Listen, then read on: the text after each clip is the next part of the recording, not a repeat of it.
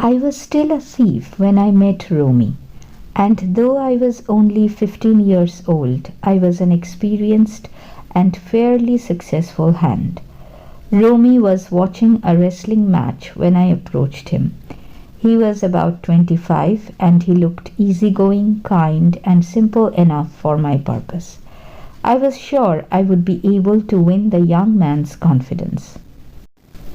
"You look a bit of a wrestler yourself," I said. "There's nothing like flattery to break the ice." "So do you," he replied, which put me off for a moment because at that time I was rather thin and bony. "Well," I said modestly, "I do wrestle a bit." "What's your name?" "Hari Singh," I lied. I took a new name every month, which kept me ahead of the police and former employers. After these formalities, Romy confined himself to commenting on the wrestlers, who were grunting, gasping, and heaving each other about. When he walked away, I followed him casually. "Hello again," he said. I gave him my most appealing smile. "I want to work for you," I said. "But I can't pay you anything, not for some time anyway." I thought that over for a minute. Perhaps I had misjudged my man.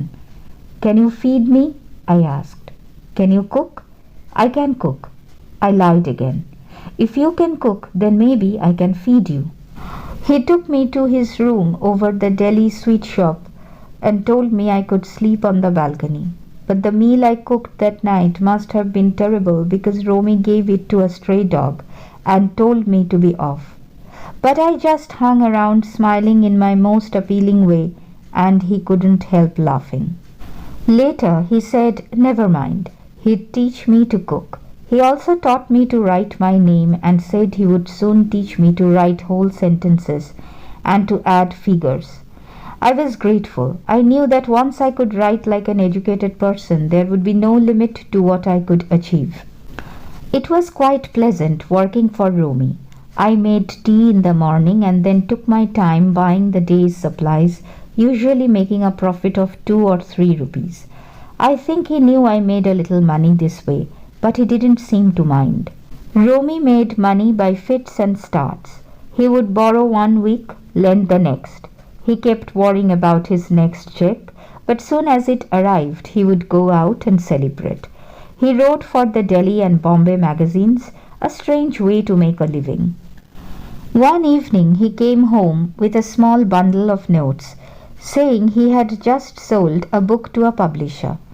That night I saw him put the money in an envelope and tuck it under the mattress. I had been working for Romy for almost a month and, apart from cheating on the shopping, had not done anything big in my real line of work.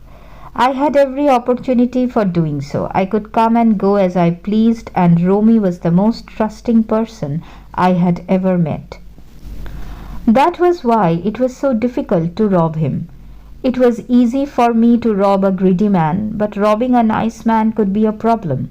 And if he doesn't notice he's being robbed, then all the spice goes out of the undertaking.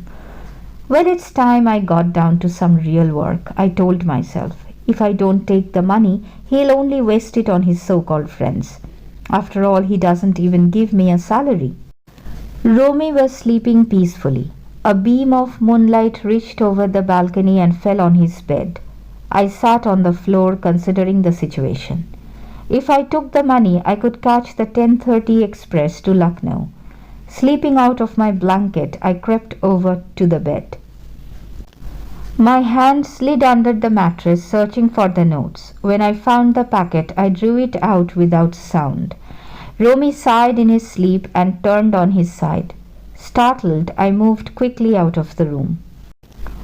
Once on the road, I began to run. I had the money stuffed into a vest pocket under my shirt. When I had gotten some distance from Romy's place, I slowed to a walk and, taking the envelope from my pocket, counted the money. 700 rupees in 50s. I could live like a prince for a week or 2. When I reached the station, I did not stop at the ticket office. I had never bought a ticket in my life, but dashed straight onto the platform. The Lucknow Express was just moving out. The train had still to pick up speed, and I should have been able to jump into one of the compartments.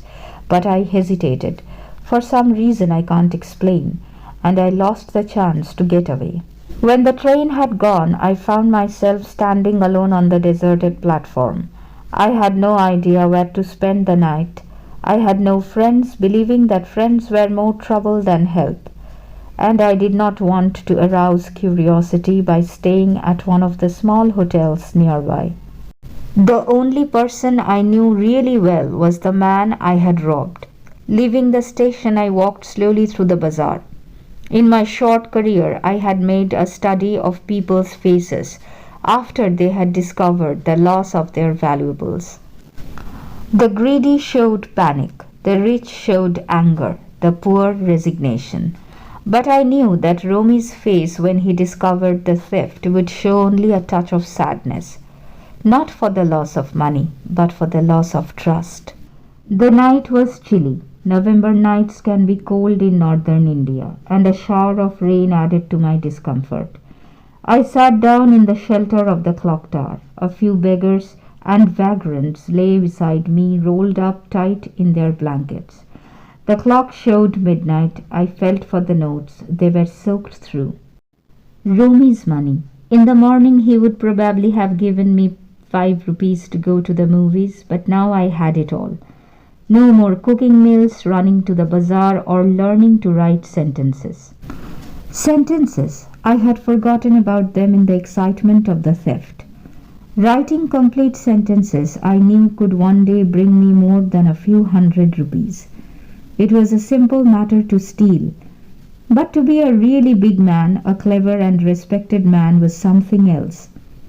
I should go back to Romy, I told myself, if only to learn to read and write. I hurried back to the room feeling very nervous, for it is much easier to steal something than to return it undetected. I opened the door quietly, then stood in the doorway in clouded moonlight. Romy was still asleep. I crept to the head of the bed and my hand came up with the packet of notes. I felt his breath on my hand. I remained still for a few moments. Then my fingers found the edge of the mattress and I slipped the money beneath it. I awoke late the next morning to find that Romy had already made the tea. He stretched out a hand to me. There was a 50-rupee note between his fingers. My heart sank.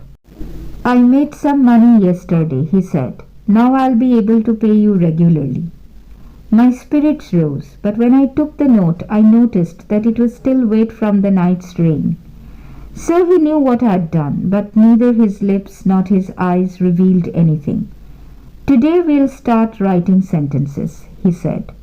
I smiled at Romy in my most appealing way, and the smile came by itself without any effort.